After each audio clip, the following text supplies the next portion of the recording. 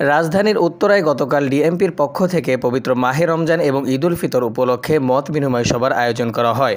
ঢাকা মহানগর উত্তর ডিএমপির উপ পুলিশ কমিশনার অতিরিক্ত ডিআইজি জনাব মোহাম্মদ মহিদুল ইসলাম পিপিএমের সভাপতিত্বে অতিথি হিসেবে উপস্থিত ছিলেন ঢাকা 18 আসনের সংসদ সদস্য প্রার্থী ও আমার ঢাকা ফাউন্ডেশনের চেয়ারম্যান অধ্যক্ষ আশরাফুল হক, জামাত ইসলামী তুরাগ দক্ষিণ থানার আমির ও 52 নং ওয়ার্ড কাউন্সিলর প্রার্থী আবু বকর সিদ্দিক, বৈষম্য বিরোধী ছাত্র আন্দোলনের সমন্বিত বেসরকারি বিশ্ববিদ্যালয়ের ছাত্র প্রতিনিধি ওমর ফারুক যুবরাজ, ঢাকা মহানগর উত্তরের বিএনপি নেতা এস.এম. জাহাঙ্গীর, বিএনপি নেতা আফাজউদ্দিন সহ বিভিন্ন রাজনৈতিক ব্যক্তিবর্গ, উত্তরার বিভিন্ন সেক্টর সমূহের কল্যাণ সমিতির নেতৃবৃন্দ, ব্যবসায়িকবৃন্দ ও সাংবাদিকবৃন্দ এসবে উপস্থিত ছিলেন। প্রত্যেক প্রতিনিধি ঢাকা মহানগর উত্তরকে আরও সমৃদ্ধশালী ও সুন্দরভাবে পরিচালিত করতে পুলিশের প্রতি তাদের সুপরামর্শ ও তাদের গুরুত্বপূর্ণ মতামত প্রদান করেন। যারা তাদের সাপোর্ট দিবে, আমরা প্রাইভেট বিশ্ববিদ্যালয়ে কোনো আপোষ নাই, আমরা আমাদের লড়াই চালিয়ে যাব। যে আপোষ করবে তাদের বিরুদ্ধে আমরা প্রতিহত করব। আমাদের এনসিপি, আমি এনসিপির কেউ না, এনসিপিও করে, আমরা এনসিপির বিরুদ্ধে প্রাইভেট বিশ্ববিদ্যালয়ের রাজপথে নামবো।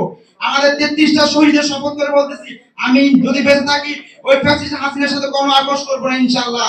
সারা বাংলাদেশের 130টা প্রাইভেট বিশ্ববিদ্যালয় আছে, প্রত্যেকটা জায়গায় আমরা ব্লক করে রাখবো। যদি কেউ এটা আপোষ করতে চায় তাদেরকে রাজনীতি করে, ওই দলকে রাজনীতি করে সুযোগ দেব না আমরা ইনশাআল্লাহ।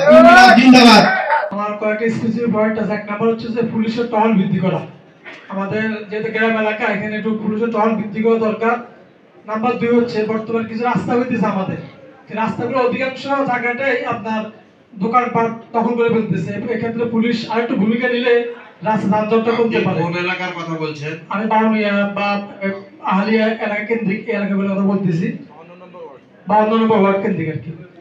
নাম্বার 3 হচ্ছে যে জিটি নেওয়ার ক্ষেত্রে ওই দিন একজনকে পাঠিয়েছিলাম, কিন্তু জিটি নেয় নাই। ঠিক এরপরের দিনে কালকে আবার মারামারি ঘটনা ঘটছে। জিটিটা কি এবার ইজি করা যায় এ ব্যাপারে একটু আরেকটু ভূমিকা নেওয়া। এরপরে হচ্ছে আপনার অনেক পদার্থ সন্ত্রাসী ওনারা ঘুরে ঘুরে করতেছেন। আমার হয় আপনারা পুলিশের টহল বৃদ্ধি বলে আমরা যে গুজব লিগে যে গুজবটা, এখান থেকে হয়তো মানুষ মুক্তি পেতে পারে। এ ব্যাপারে আপনারা সচেতন থাকবেন। সর্বশেষ আমাদের বাউনিয়া যে টেম্পো স্ট্যান্ড, যেটা এটা দীর্ঘদিন চাঁদাবাজি বন্ধ ছিল, এখন একটা গ্রুপ এখানে চাঁদাবাজি করা নিয়ে ব্যাপক ব্যস্ত ভূমিকা রাখতেছে। আমি আপনাদেরকে বলবো ওই ক্ষেত্রে ভূমিকা নেওয়া যায় কিনা। আমি তুরন্ত থানাকে অবহিত করেছি। একটা নিরাপদ সুশৃঙ্খল এলাকা আমরা চাই, ঠিক না? এটা আমরা চাই, নিরাপদ সুশৃঙ্খল চাই। এটার দুই ধরনের প্রোগ্রাম আমার কথা শেষের দিকে। সেটা হলো যে একটা হলো শর্ট টার্ম প্রোগ্রাম, একটা হলো long term program. Short term program যতগুলো কথা ভাইরা বলেছেন ইতিমধ্যে এবং সংবাদকর্মী ভাইরা বলেছেন, যে শর্ট টার্ম প্রোগ্রামে যেগুলো যেগুলো বলেছেন সবগুলো আমরা সমর্থন করি। যতগুলো স্পট আছে সব ঠিক করতে হবে, সেখানে দিতে হবে। স্পেশালি এই ঈদের সময়, অন্যান্য সময় পুলিশের নর্মাল টহল ছাড়াও স্পেশাল কোনো অস্থায়ী ক্যাম্প করা যেতে পারে। আর এইগুলো তো হলো পুলিশ, মনে করেন এখানে প্রায় 10 লক্ষ 12 লক্ষ অনেক লোক আছে, এই সব লোকের কাজ পুলিশ করতে পারবে না। এর সাথে সম্পৃক্ত হতে হবে এলাকার জনপ্রতিনিধি, যারা সমাজের নেতা, এটা আপনার সেই কল্যাণ সমিতি, ব্যবসায়ী সমিতি, সকল সমিতির দায়িত্বশীল বৃন্দ, স্পেশালি ধর্মীয় ব্যক্তিত্ব যারা, সেটা মসজিদ বলেন মন্দির বলেন, এই সকল ব্যক্তিত্ব যারা, মসজিদের খতিব যারা, তারা সমাজকে নিয়ন্ত্রণ করে, তাদের গুরুত্ব অনেক বেশি। এবং সবাই মিলে এই মানুষদেরকে মোটিভেট করতে পারি, চরিত্রবান লোক তৈরি করতে হবে। শর্ট টার্ম প্রোগ্রামে যেটা কথা বলেছেন সব করতে হবে।